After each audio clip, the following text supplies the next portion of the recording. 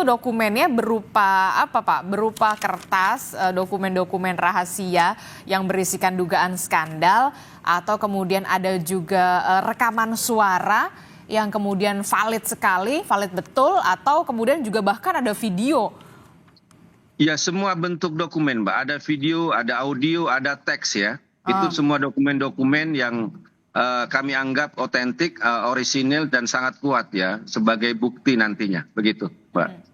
Kenapa kemudian dititipkan kepada Bu Kony yang kemudian akhirnya dibawa ke Rusia? Kenapa nggak langsung aja dilaporkan, dibongkar aja ke KPK atau ke kepolisian?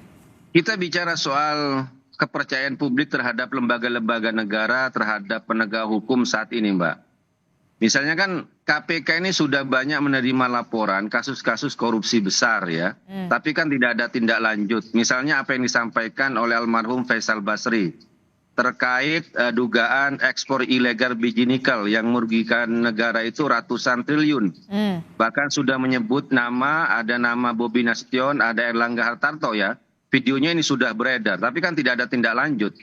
Laporan Ubedillah Badrun terkait dugaan korupsi kolusi anak-anak Jokowi ya, yang sudah berapa kali dilaporkan tapi tidak ada tindak lanjut. Ini kita bicara KPK.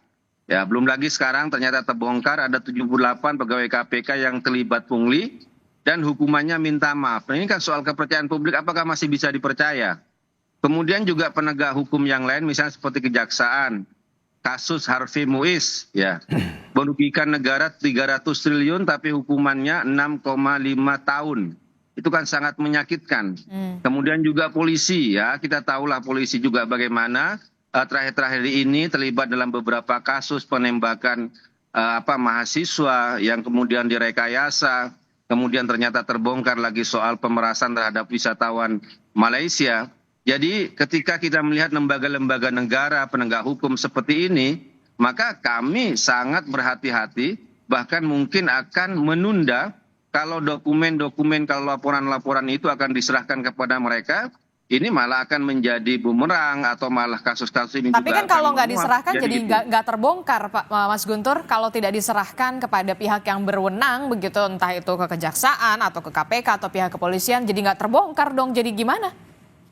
Ya, kembali kepada kepada yang saya sampaikan tadi, kalaupun kami laporkan juga kami tidak percaya bahwa kasus-kasus itu akan berlanjut ya dengan kondisi lembaga negara penegak hukum yang seperti saat ini. Akhirnya ya kita yang muncul di netizen no viral no justice, akhirnya inilah yang menjadi jalan terakhir bahwa harus kembali melaporkan kepada pemilik tertinggi kedaulatan kekuasaan sesungguhnya di negeri ini, yaitu kepada rakyat. Karena kita melihat lembaga-lembaga negara ini tidak bisa diharapkan. Itu, Mbak.